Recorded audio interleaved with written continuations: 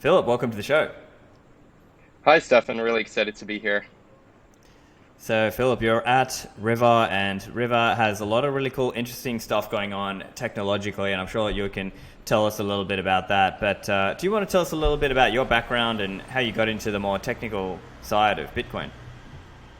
Yeah, absolutely. So before I've always been interested in Bitcoin. My rabbit hole was um, being libertarian, reading about Hayek, learning about Bitcoin that way, and then I went to school for computer science and figured that Bitcoin would be the best way to leverage that degree. And it's sort of like an intersection of two different passions of both technology and also Bitcoin. After school, I moved to Europe and I worked at Bitmain at BTC.com for about a year, working on their wallet team. And after that, I moved to San Francisco, met the two founders of River, Alex and Andrew, and I joined River Financial, and it's been a blast ever since. And we've been growing and selling Bitcoin to new people ever since. Fantastic. And so I think one thing that I like about River is that it does take a very, you guys are very lightning heavy, if you will. And so that's an interesting approach out there. And I'm sure there'll be various arguments pro and against and all of that. So I'd love to hear a little bit about how and why you went about that approach of actually really taking lightning very seriously from day one, because that was the impression I got.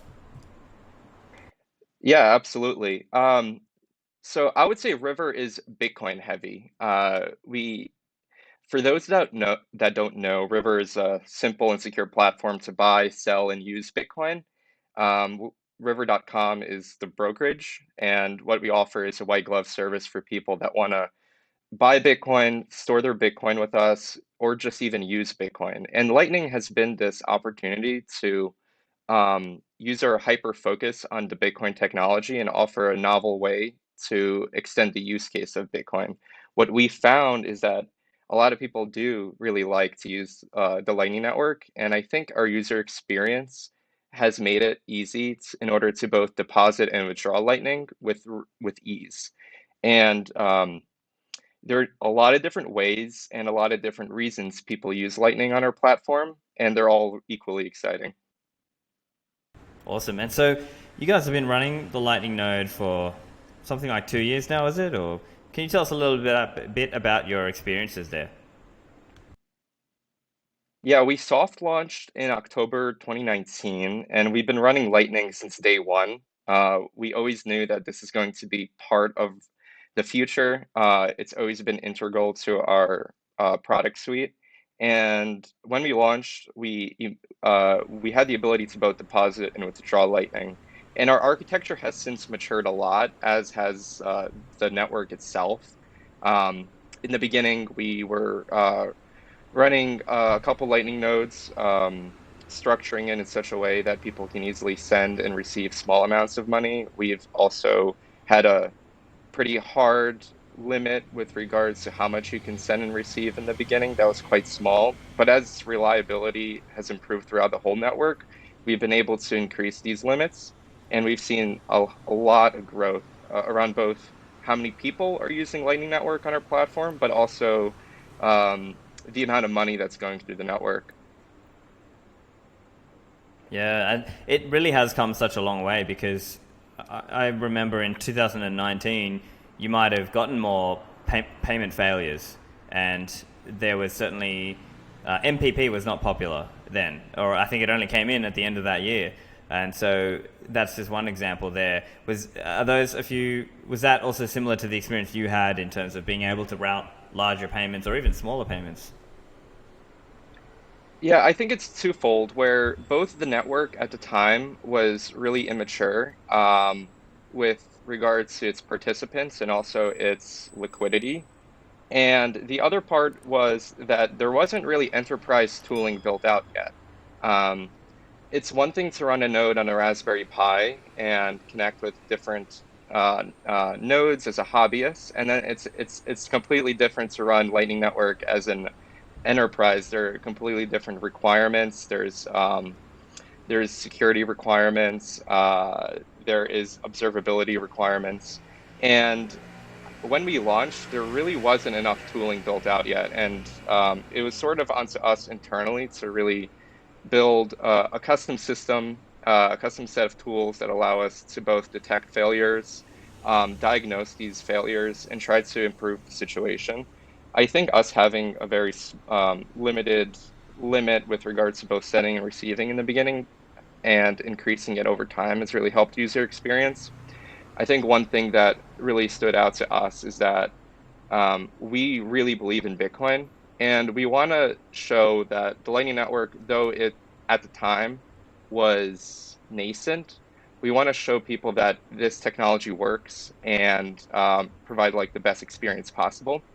And with that said, we were always really, really upset whenever a payment failure happened, right? And we always like rush to build tools to make sure that we can improve the situation. And those payment failures are really, really sparse nowadays. I only really see payment failures if it's reaching a node at the edge of the graph and it's some private destination that doesn't have inbound liquidity. And, once we notice something like that, we'll speak with the client and help them navigate the space. Client education has always been a really big part of introducing Lightning to our clients. But yeah, it's gone a long way. It's pretty remarkable what 2 years can do to a technology. If you look at like the graph of public public channels and the amount of Bitcoin locked in it, it's just like a hockey stick. And these like payment failures have like all for the most part been resolved. And the type of large payments we see today is just unthinkable back 2 years ago. Yeah, and so I mean, obviously without doxing and stuff, but do you have any rough numbers you could share or anything that you're seeing? Like you regularly see $1,000 payments, $5,000 payments, or like what kind of numbers do you see? Yeah, I mean, it really depends on the type of user, right? Recently wrote a blog post at our River Engineering blog about scaling Lightning Network at River. And in the blog, identified three different types of users. You have like the consumers that pretty much use Lightning as like a payments platform.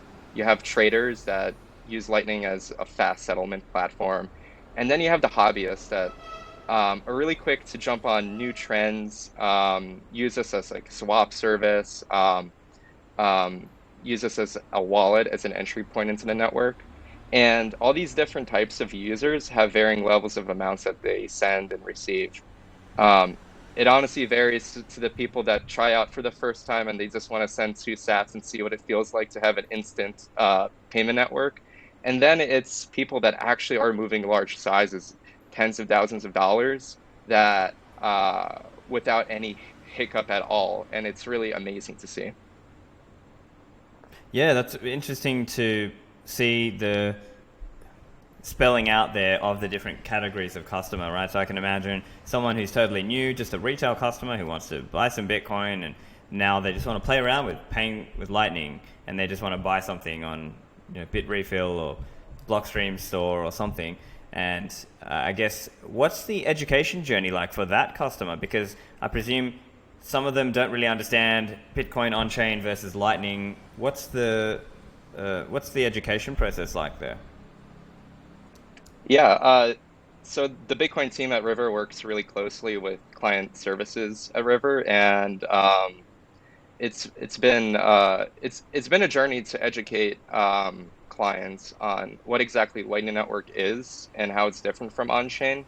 But even stepping back from there, a lot of our users are first-time buyers, right? And so it's their first time into Lightning, but it's also their first time into using Bitcoin, and they have to understand the nuances of addresses, how self-custody works, what are blocks, what are payment confirmations, and then once they're finished learning the basics of the Bitcoin like base layer, then they have to learn about Lightning Network and what are nodes and what's a pre-image and what's an invoice and why is there an expiry and why did the route fail, and there are all these different questions that people like often ask when they start using these things. But so since day one, the the thesis we had at River was both the base layer and Lightning Network is just a payments rail. And really, at the end of the day, the person that is withdrawing doesn't so much care about which layer they're using as much as did the payment go to the recipient? Was it the right amount? And is there some sort of proof that it went through? And in our user experience, we just present a simple input form that lets people paste either an address, um, any sort of address, Betch32, whatever, or a Bolt 11 invoice. And we handle the parsing and provide this final information before they send the payment. And we don't bifurcate, between like Lightning Bitcoin or on-chain Bitcoin. It's just Bitcoin as a balance in the user account. And so the user doesn't really have to worry too much about, how much Lightning Bitcoin I have versus on-chain. It's just Bitcoin.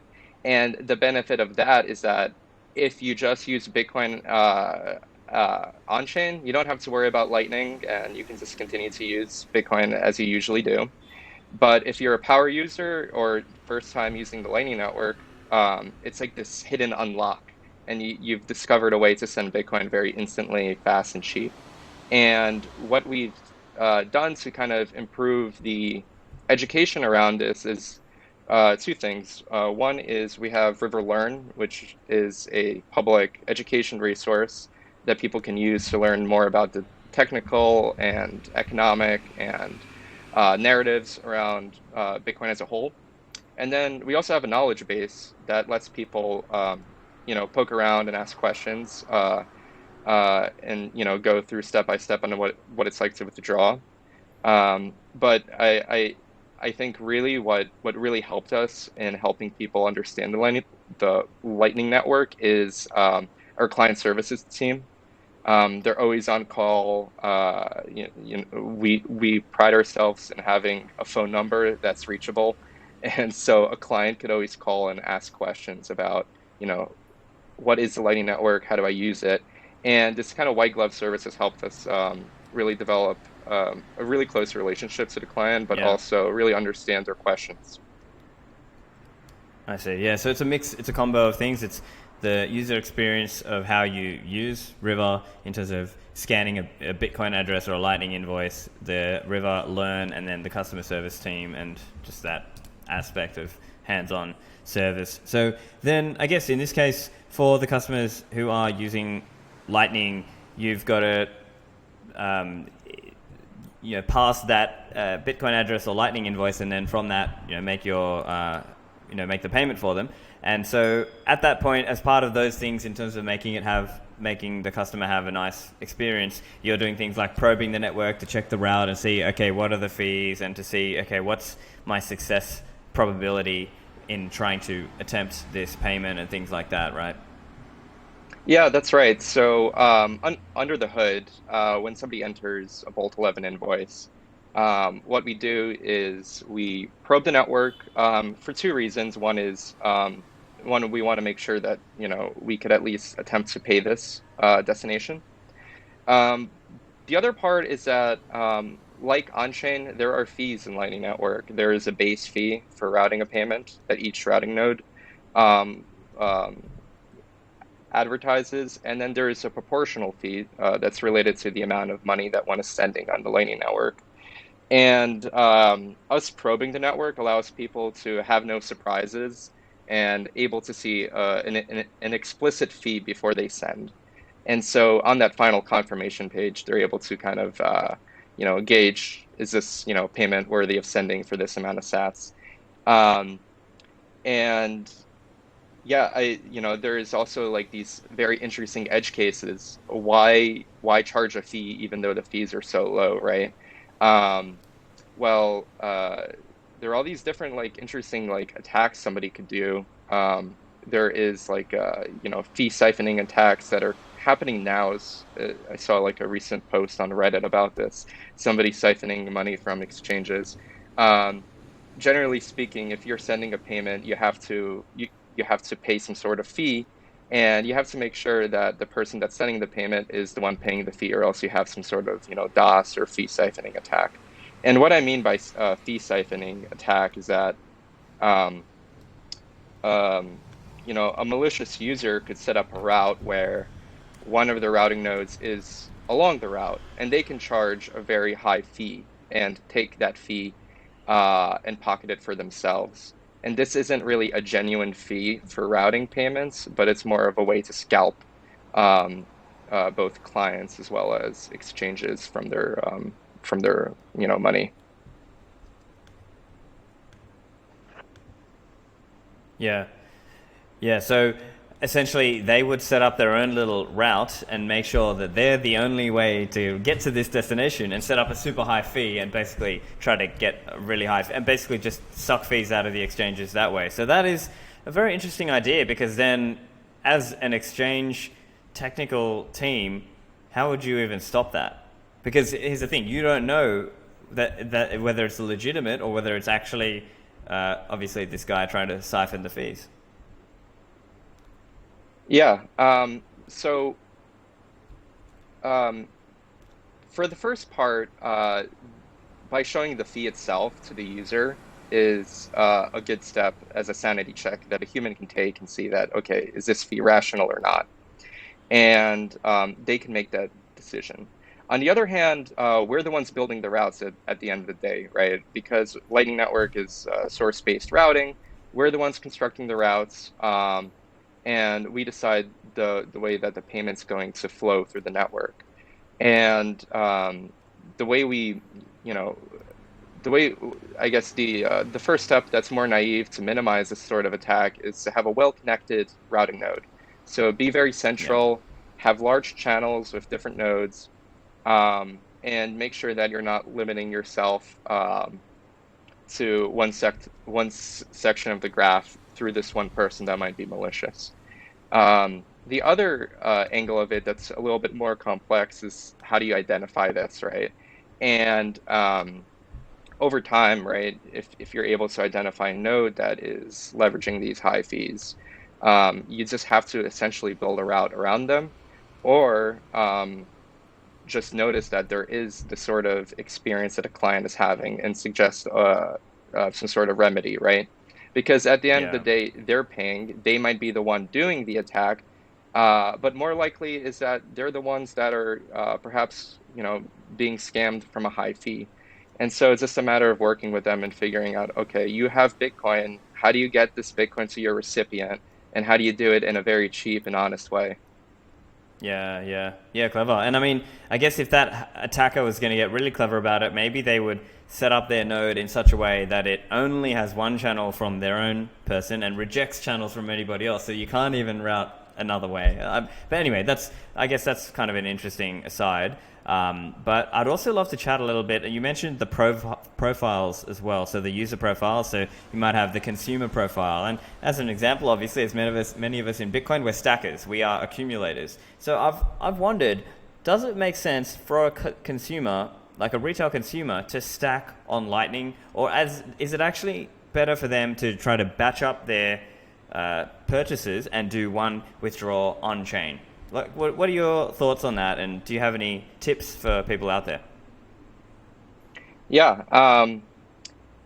Well, Lightning is unfairly cheap, and compared to on-chain, well, right now, well, I guess while we're talking, the on-chain fees are like 1 sat per V byte, so it's a pretty good day to send money around.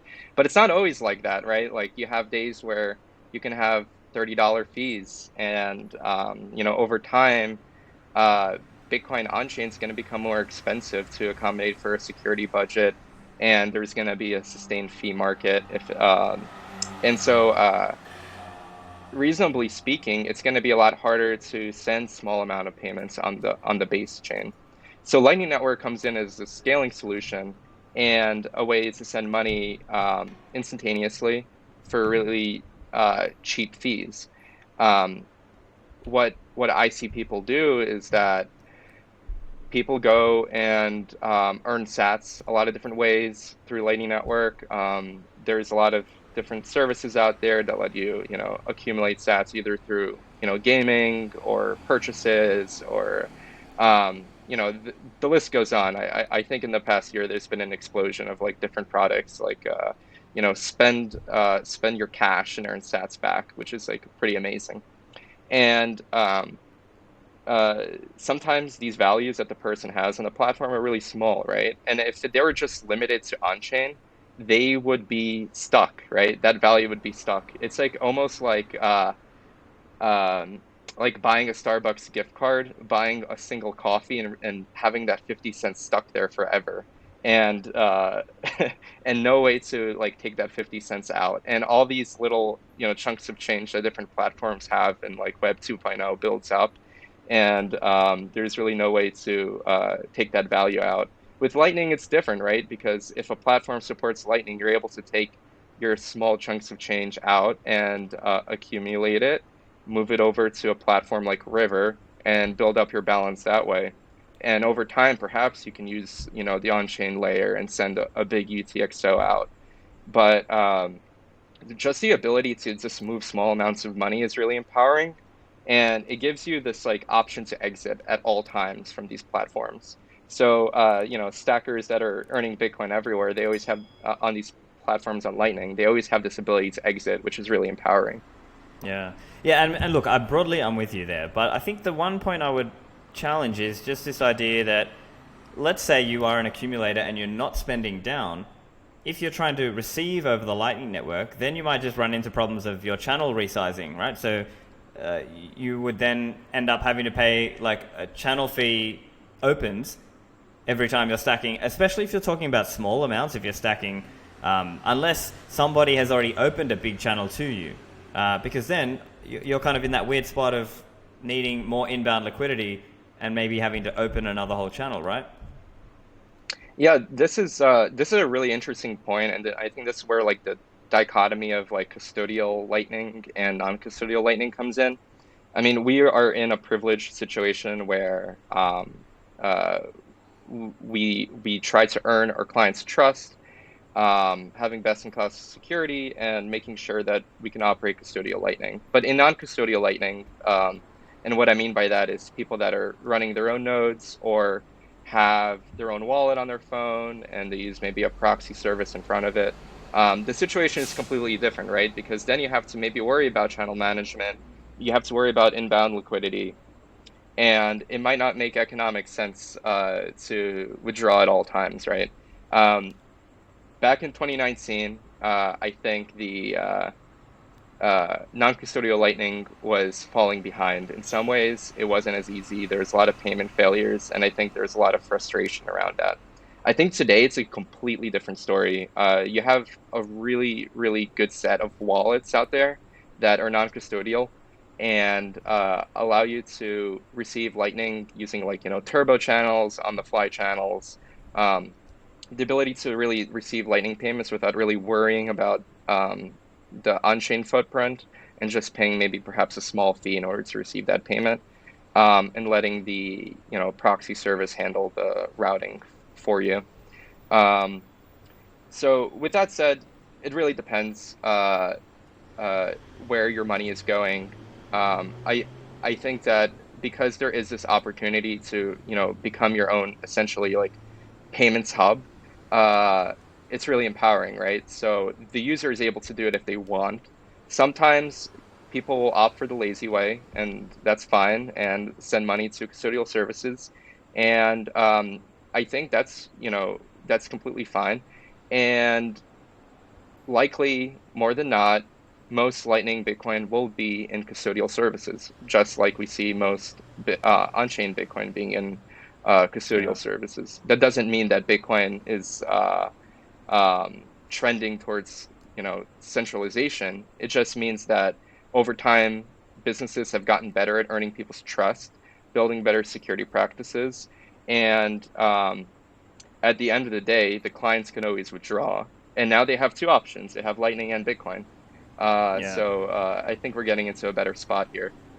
Yeah, of course. Yeah, and I think what I'm just referring to is more just like at in certain circumstances, maybe at like very small amounts, that customer might end up getting rinsed in terms of having to, even as an example, if they were using Phoenix and Phoenix automatically opens the channel, but every time if they're just stacking, they don't have any inbound capacity. So guess what? They're going to make a new channel. You're paying another on-chain fee, and so in that way, I guess people who are trying to quote unquote stack on Lightning might end up just paying a lot of on-chain fees if they're not clever about how they do it. Now, on the other hand, if you are Lightning native and you earn Lightning and you spend Lightning, well then it sort of balances out, because then you would actually have inbound capacity and so on. So that's just an interesting example that I think is worth thinking about and talking about. And I'm curious actually if that happens for you as an exchange, because you might have a lot more people, let's say, withdrawing Lightning or depositing Lightning, and then does that cause issues for you on a channel balancing side?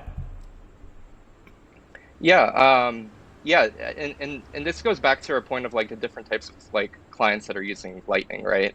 And there's going to be clients that only withdraw, right? And it's going to push liquidity the other direction. There's going to be people that, sort of like traders, for example, will probably have more like a balanced liquidity use case where they're sending to an exchange, they're going to do a trade, they're going to settle, and they're going to bring that money back. Um, and then there's hobbyists, and then it's really a mixed bag. You don't really know.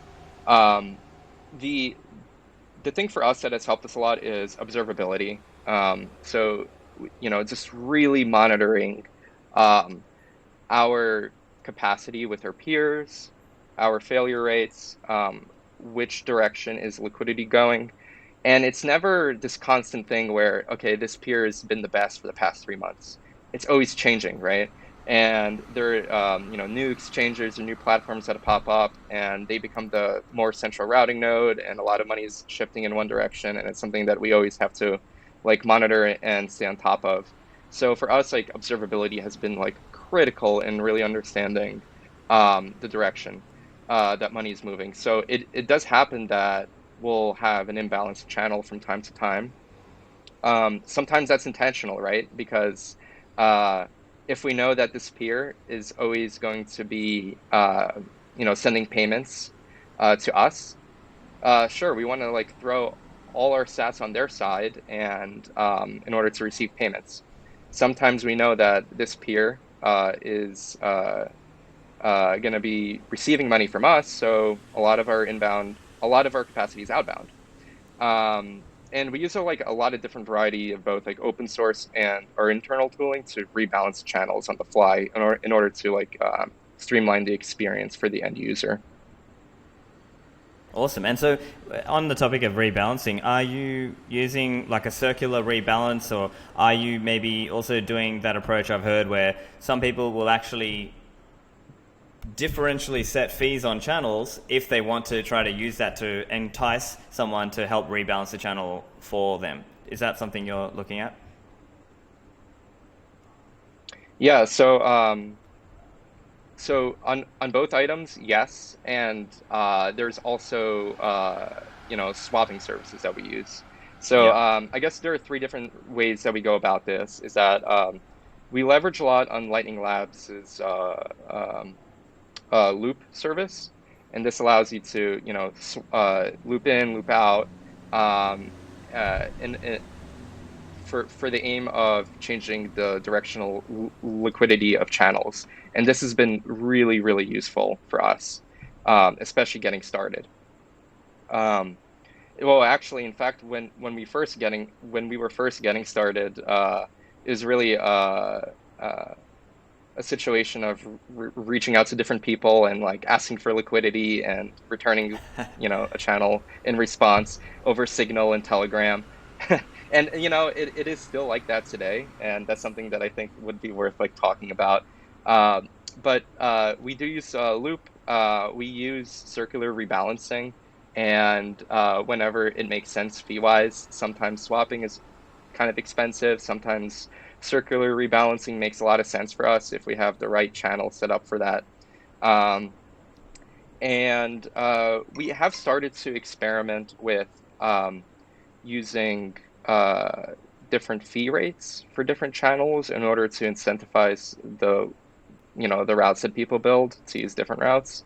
Um, but it's sort of early for us to really do this. I think this has been really successful for a lot of people, and it's something that we're definitely taking note of. Um, And these fees, I hope one day that we could accumulate a lot of fees and give back to our clients in some way.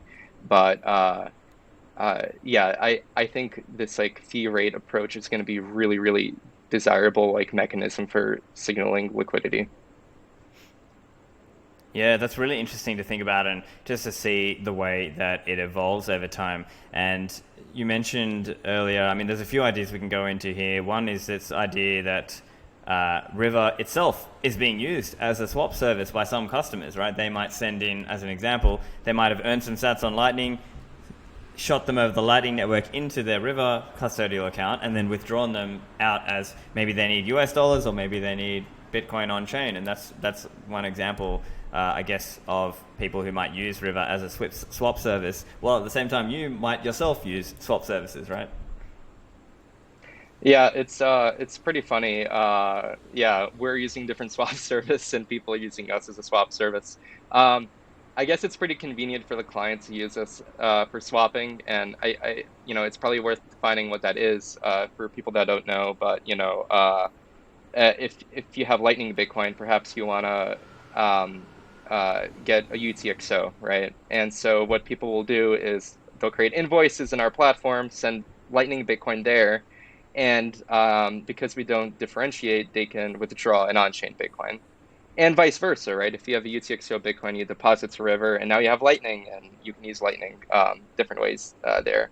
I guess of the hobbyist group, they're very inventive. There's a lot of people that also rebalance their own channels using us. So they'll create, they'll try to nudge us to create a certain route in order to like rebalance a channel on their end.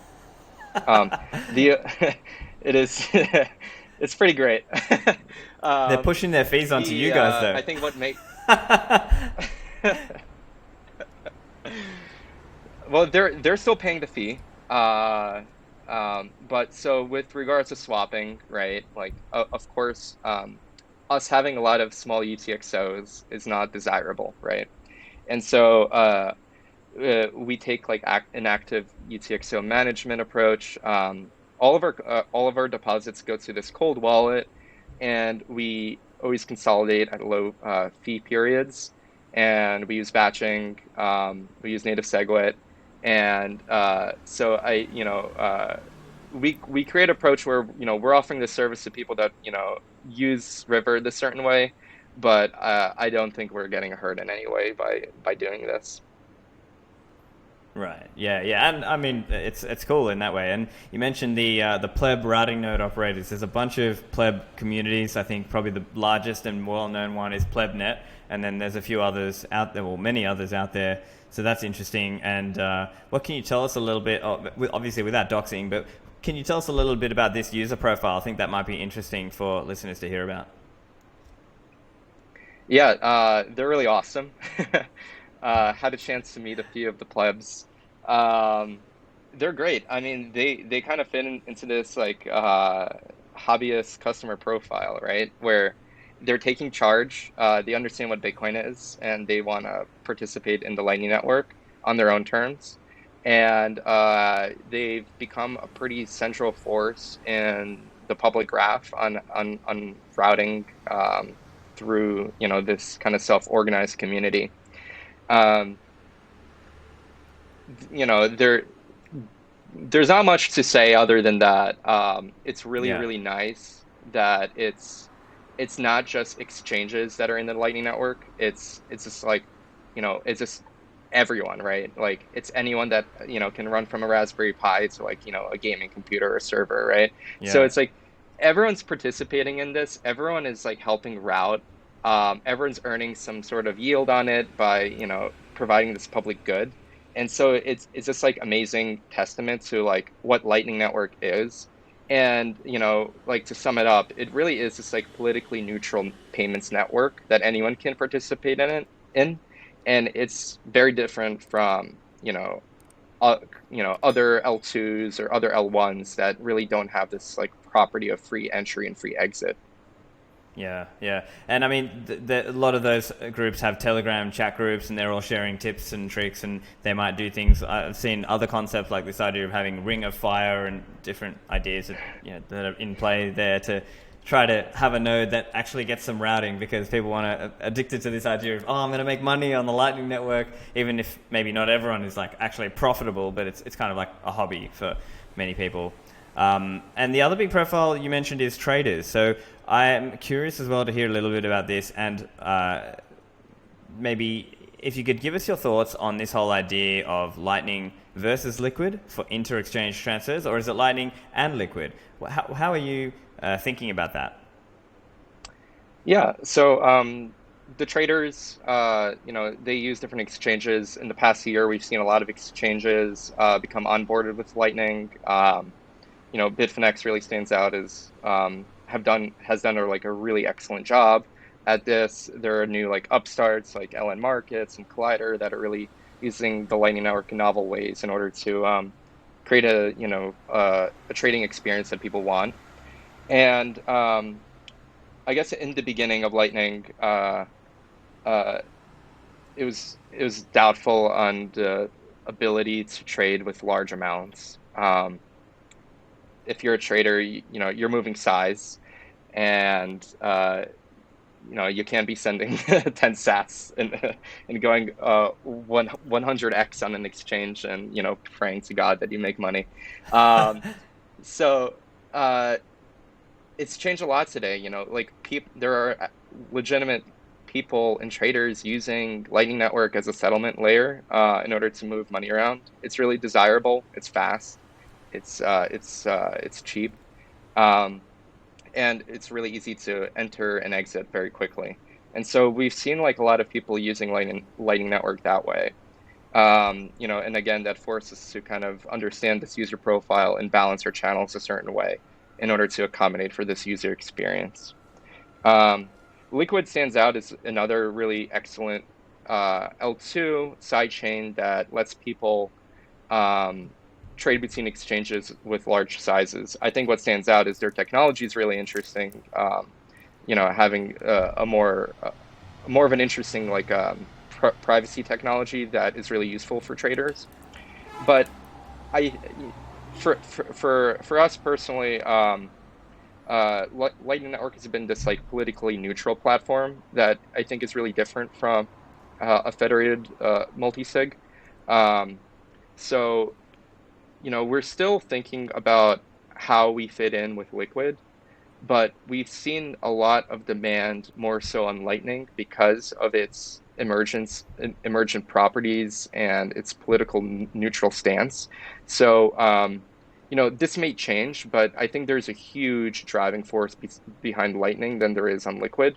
Um, but it's really interesting to see like the different use cases. I think in some ways Liquid is really great if you're a trader and might be continue to be like the premier place in order to settle between exchanges.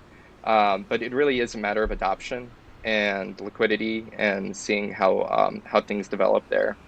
Yeah, and I mean the way I'm thinking about it, it's like obviously Lightning is faster, but Liquid doesn't have that aspect of needing the channels to be in the right configuration. And in the case of Lightning, for the traders who are moving large amounts, they basically would need private channels between big exchanges essentially to facilitate what they're doing. And I wonder then if it's like precisely at the moment that they need to be able to move their Lightning funds over, that channel would get exhausted because everyone's trying to go the same way. So I've always wondered about that, and I'm curious whether that almost cuts against the case in some small way, although maybe it still makes sense overall to have it and to do it. But is that something you would see, or you don't see that really as a concern or as like a common sticking point for this idea of Lightning inter-exchange? Yeah, I think there are 2 points there that are worth discussing. So there's like the privacy angle, and then there's like capital efficiency. Um, uh, so private channels are not actually private. They're just not gossiped. If you're intelligent enough to monitor the network, you can kind of see when private channels are created and when they're closed. Um, so all that means is that they're not gossiped, but the privacy context of Lightning Network is really attractive, where messages are wrapped in onions like Tor, and when you pass along this message, the person that receives the message has no idea what's inside. They just know that I got this from one party and I'm supposed to pass it to another. So there's a really nice privacy benefit there. Liquid has a different privacy context where using confidential transactions is really attractive, and you're able to look at a transaction on chain, but not really see the amounts there. So that's a nice feature. I think in some ways it's really similar, and I don't think your privacy is diminished using one or the other. But with Lightning, you're right, it's very capitally intensive, right? So you need to commit a certain amount of capital for a Lightning channel. And in order to send and receive, you need to like be worried about, the directional liquidity of your channel. Um, it's a lot easier to get bootstrapped if you're using a custodial service, of course. Yeah. And if you're a non-custodial trader, you have a whole set of challenges and problems. Um, I think uh, there are a lot of easier tools nowadays to make this easier. So Lightning Labs has this pool service that lets you rent a Lightning channel essentially. So you can rent like a rather large Lightning channel for some sort of interest rate, and you're able to use a Lightning channel for your trades. And if you're a savvy trader, you could figure out, is this interest rate make sense, and is the gains I'm about to make on this 100x leverage worth it? Um, and I think there's a lot of novel ways that traders could use Lightning Network in non-custodial way today that didn't exist a couple of years ago. Um, Generally speaking, I think with Lightning, one of the more existential questions that is worth asking is the capital efficiency that different routing nodes deploy to the network, right? Um, why is the Bitcoin here on this that I've locked into this channel at at uh, at risk, mind you, because there's a security context. It's a hot wallet. Is it worth that routing fee versus lending it out or using a whole slew of different services? So I think that's going to be a very interesting question that we're going to see over time, and I think this question is going to develop into a more mature fee market on the Lightning Network, both for routing and also just for the maintenance of channels. I think a lot of people right now are using Lightning Network as a public good. There are a lot of hobbyists, and they want the network to succeed. But fundamentally, of course, it can only succeed if the financial incentives are there. So there's almost definitely going to be some sort of push in order to create the right financial incentives in order to route. Yeah, very interesting considerations, and I mean you're right. I think the capital aspect, and you're pushing you're tying up capital in a specific direction in the private channels network, if you will, or unannounced channels, let's call it, as maybe another way to put it. And so yeah, I guess that's the concern that maybe people might have. But hey, we'll see what happens, right? Obviously, it's a market, and people are going to try things and see what kind of experience they can give for the customers or for the traders, and see what wins. So I'm excited to see kind of how that plays out as well. I'm curious as well in terms of offering a Lightning wallet. Has there been any mention from say regulators about like, oh, are you paying? I mean, it's not like there's darknet markets who are operating on the Lightning network, at least that I know of today. But has that been a question asked, or is that something like, or is that like a future potential aspect? Because I mean, as you mentioned earlier, it's meant to be politically neutral, but I wonder in the future, could that change if regulators or the government or legislators even, maybe that's an angle there. Yeah, I mean, I'll preface that I'm not a legal scholar, or Yeah. I don't talk too much to regulators. But I guess you know, what I could share is that um, what we're seeing now is a lot of larger players in the ecosystem want to adopt Lightning Network, Yeah. but they need to have a way to get the checkboxes filled out by compliance departments in Hmm. their businesses. And I don't think Lightning Network is um, something radically different from like essentially like it I think it neatly fits into like existing regulations most likely. Yeah. It's just a matter of figuring out the risk profile with how you send money and receive money, just like Yeah. anything else. Right. And Yeah. so I think what's likely to happen is just better tooling with regards to developing risk profiles and how you send and receive money. Yeah. But this is kind of like a big question that a lot of people have to like answer, and especially at these larger institutions as they develop it. Um, uh, a lot of the same laws that apply to knowing your customer will apply to Lightning Network most likely. But that doesn't diminish Lightning Network's ability to operate. Um, it is more inflicted upon businesses in order to comply with reasonable regulations. But people could always use Lightning Network however they see fit because it is a technology. Yeah, of course. Yeah, and also wanted to talk a little bit about, I guess, the IT technical aspects of it as well. Obviously, as you're obviously very familiar with, what is it like running larger Lightning nodes and infrastructure? And maybe you could tell us a little bit about the focus of running on-premise hardware as opposed to the hosted node approach. Yeah. So we take pride in not using the cloud. So most other people, when they're setting up their business, they will, subscribe to G Cloud, AWS. We took a different approach. Uh, we went to the data center, got hardware, and run all of our critical services on this hardware. Why do we do that? Because we know exactly how many people have access to this hardware. Um, and if you were to ask Google or Amazon, how many people have access to my G Cloud account? I don't It'll be know. scary. Because there might So, be like third party, third party, third party, all these contractors, and they wouldn't be able to figure it out. yeah, it's a mess. And we've seen recently, like there was this Capital One issue with AWS instances being pwned by an insider. So it's really scary. So I think our decision to self-host has been really useful. It creates a lot of peace of mind for both us and our clients.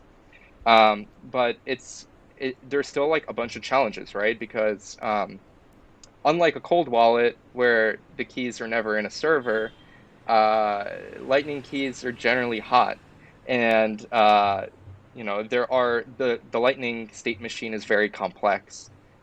There's a bunch of different keys that are involved in both creating a channel, updating a channel, the revocation key. So there's a lot of moving parts there. Um, I think if anyone's listening, the Shared Bits blog post on like Lightning Network for exchanges is like an excellent starting point to understand the different like um, security awareness around the different keys.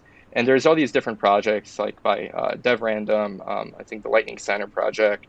Um, there is initiatives by both LND and Seed Lightning on like how to really secure this key and the different keys. And when I speak with different exchanges, it's always top of mind where the both the security and operational security of Lightning of running a Lightning node is pretty intense. It's not like anything else in crypto.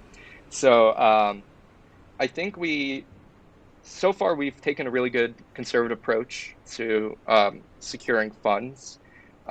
We, you know, just like top of mind, we have a limit on how much money we are willing to put into this essentially hot wallet, right? And we abide by that limit. And we've taken a lot of steps in mitigating the level of hotness it is. Yeah. So, a cold wallet is, an air gapped machine that contains keys and is able to sign. Some of the keys in the Lightning Network state machine can be cold, and we've leveraged HSMs in order to keep those keys cold and still have reasonable high availability in order to sign. There are still some other keys that are still in the node that we've slowly been trying to rip out. And I think, at least for us, a lot of it is also driven by community efforts. There is, amazing work being done by L&D, especially. We run a lot of L&D nodes because of our code base being written in Go, our relationship with Lightning Labs, and they've taken a really good architectural decision about um, making sure that you're able to do some remote signing. So the Lightning node could run as it is, but it could be a watch only node. And you can have the signing being done in your own, custody setup. So essentially, you can have these HSMs be completely cold or warm, depending on the high availability nature of these signers, and allow different requests between the Lightning node and the HSMs to happen. Yeah. Um, Today it's a little bit different. That's the ideal state. Today we rely on HSMs for some of the keys, but there's still a lot of ways to go. There's a lot of networking things we've done to make sure that our networking is locked down. There is, container security. There's hardware security. It really is like a rabbit hole with regards to securing Lightning nodes. Yeah, that's interesting. Hey, and your blog post also mentions this idea of exposing only one node out to the network and having some in the background. Could you explain a little bit about that idea? Yeah. So at a high level, our architecture design is that we have a routing node, and this is a publicly available routing node. And we have several end nodes, and these end nodes can be spun up and destroyed at will.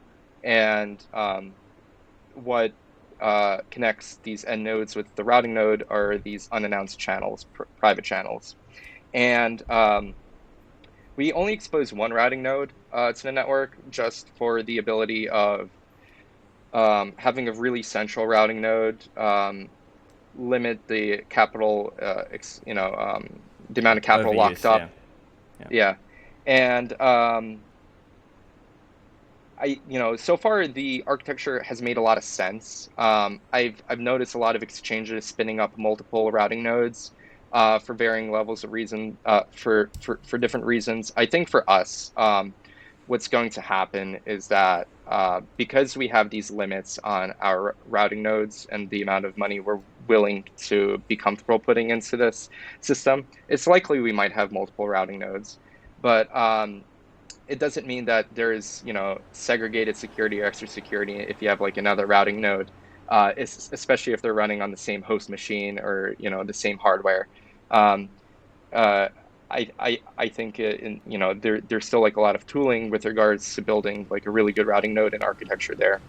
Um, Routing node, I guess, to explain to people that are unfamiliar, this node just essentially handles the relationships to different peers and manages the liquidity between different nodes. The end nodes are just creating invoices and building the routes. So they're pretty dumb in that regard. They have, it's capital locked in with the routing node, but we're able to spin them up and tear them out, tear them down, have different destination pub keys and such. Um, and the real reason is this: it gives us more high availability around that layer. Yeah, interesting stuff. And you mentioned also this channel acceptor policy, and I'm curious if you could spell out a little bit there around. I presume some of this would be public and some is private. So obviously, whatever you can say.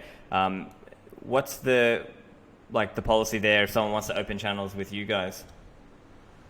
Yeah, so I wish we can connect with everyone that wants to connect with us. But at the end of the day, because our routing node has a function to route, we have to make sure that we have the best peers. And we only want to be connected with peers that have high uptime, have really good visibility on the public graph, or are able to route, um, have very low payment failures, and are able to create channels that are very sizable. And if we were to accept everyone's, channel open requests, it would probably diminish our ability to route successfully to people. So what we do is we have an allow list of public keys, identities of different nodes in the network that we deem as like really great routers. We occasionally add to this list whenever we have requests. Um, a client that wants to connect with us will be added to this list, right? Yeah. Uh, but yeah, it just allows us to route better, but it also just prevents us from having zombie channels. These are channels that somebody made one day, thought they were going to use the Lightning Network, and then their power They've cord gone to the stale. Raspberry Yeah. Pi got disconnected, so they're offline. And so, like, we don't want those because that diminishes our ability to route. Um, and it also, if we have trusted peers, other peers that are, either clients or exchanges, um, it helps us in our backup ability. So using the Mm. data loss prevention protocol, I think is what it's called, the static channel backups. Yeah. The ability to, if we go offline, we're able to come back online and ask, our very trusted peers on the last commitment state. This probably isn't possible if it's just randos on the internet. Um, the other thing is, there are definitely unknown attack vectors that we might not know about. And, just keeping a more closed system creates a lot of peace of mind. Yeah, yeah, totally, and I think those are totally fair considerations. And I also wanted to bring up the point around comms channels with Lightning peers, right? And so obviously the Lightning network itself can be used for messaging, but I guess the problem in some cases might be that peer's gone offline, as an example. And maybe in the future there'll be more that evolves out here. As an example, they might be saying, "Oh, hey, we've got a 1 Bitcoin channel, but I'd like to up it to 2. Are you cool with that?" And things like that. So, where do you see the future of communications between Lightning peers going? Yeah, always to whatever is easier. So it has been Signal and it has been Telegram, has been Twitter. It's really it's really informal, and that's what's kind of cool, right? Like you have organizations like Plebnet, right? Like where it's just people chatting and opening channels with one another. Um, I you know, Today it's pretty informal. I hope it stays that way. But as institutions enter the Lightning Network space and as businesses adopt it, there's going to have to be some sort of SLA, right, between like different exchanges, and it's likely there's going to be some sort of like formal communication structure between different parties. Um, that's where I think it's going. But as of today, if you're just getting started with Lightning Network, I think, it's really reasonable just to message people if you have their Telegram or Signal, and talk to them and ask them for some inbound, and you'll return it. Some channel, and then you'll return with a new channel, and this kind of like camaraderie works really well. Um, when at least from my experience, I noticed that somebody goes down, I'll just send them a message on Signal, hey, is everything okay? And that's happened to us too, where people message us to make sure that we're okay. So I think that's like the type of informal communication structure, and it'll probably last for quite a while. It's fun.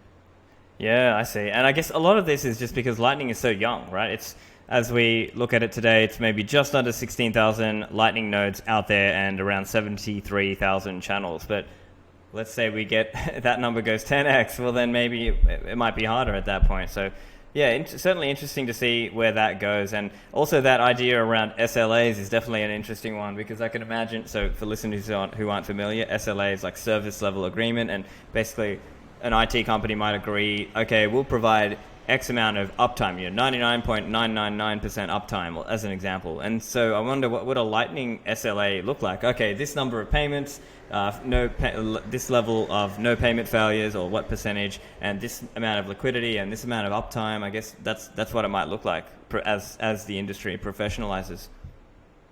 Yeah, I think so too. I think there's going to be a level of maturity, and it's kind of warranted with the level of money entering the system. Um, it'll be very curious to see what it looks like. Yeah. it the community is still like super vibrant, and the suits haven't entered yet. Yeah, But for now. One can dream. so yeah. But yeah, there's I think there's always going to be, over time, some level of maturity around certain things, and that's good because at the end of the day, people are going to get better reliability and routing out of it. Excellent.